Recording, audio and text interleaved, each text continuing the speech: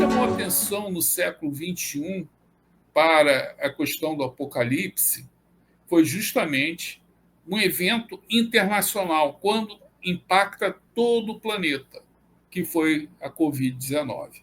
Então, quando surge a Covid-19, é como se fosse ligado um alerta e todo mundo começou a procurar, a estudar as questões do Apocalipse,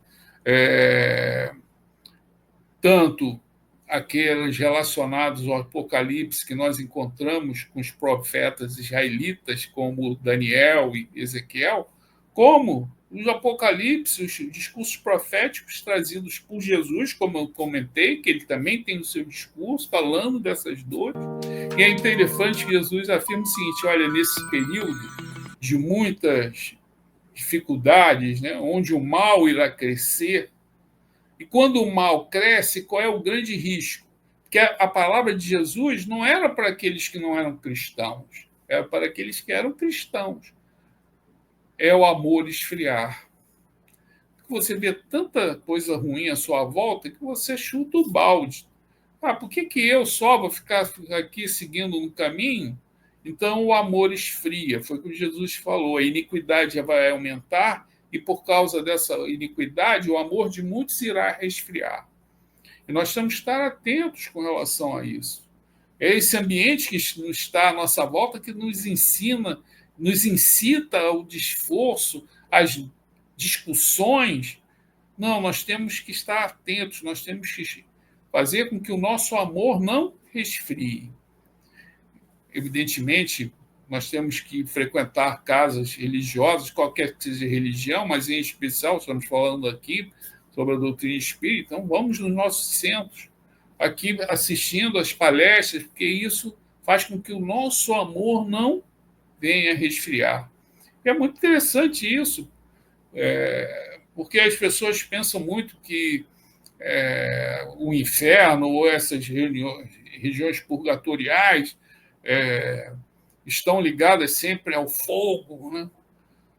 Mais ou menos, né? Porque se nós pegarmos o livro A Divina Comédia, de Dante Alighieri, que foi escrito lá no século XIV, quando ele sai em espírito e vai nas regiões do purgatório, vai nas regiões equilibradas, e depois ele vai no inferno, porque quando ele vai no inferno, ele quer ter uma visão daquele que fazia o domínio de tudo, né? O palácio mal assombrado.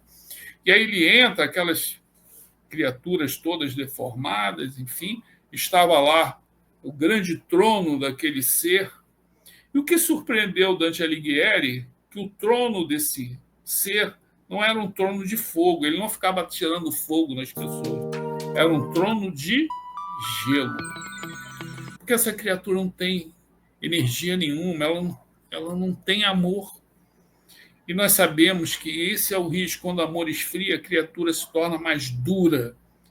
Ela fica fria com relação aos problemas daqueles que estão à nossa volta, aqueles que estão sofrendo, a criatura se torna dura e fria como gelo. É interessante que são palavras de Jesus. E ele falou: olha, nem eu mesmo sei quando isso se dará. E aí, ao final do século I, João teve várias visões na ilha de Patmos, onde ele se encontrava, porque o imperador Domiciano o exilou lá, o evangelista João, e ele teve assim uma visão também profética desses tempos finais e nos trouxe então o livro do Apocalipse. Esse livro do Apocalipse, ele evidentemente, ele tem um simbolismo muito grande, enorme.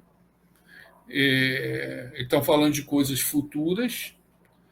E é interessante que quando hoje as pessoas que estudam o Apocalipse de Daniel, que eu fiz menção aqui, que é muito importante, e como eu comentei para vocês, ele acertou na mosca, como colocou o pastor William Miller.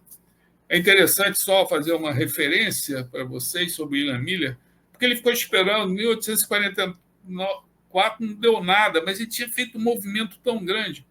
Mas tudo acontece para o bem das criaturas. Desse movimento surgiu a igreja,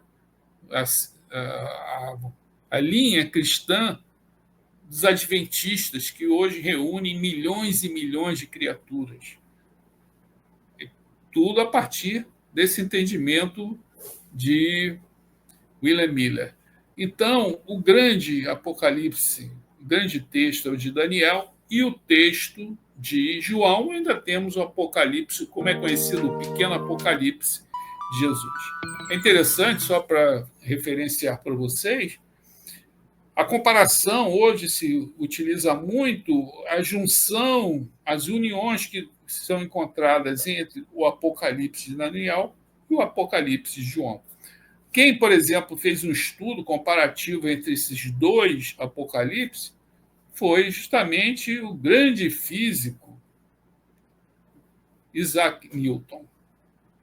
Isaac Newton, ele, todo mundo pensa que Newton era apenas um físico grandioso, um grande missionário das ciências aqui na Terra, mas ele também era um teólogo. E ele fez um estudo comparativo.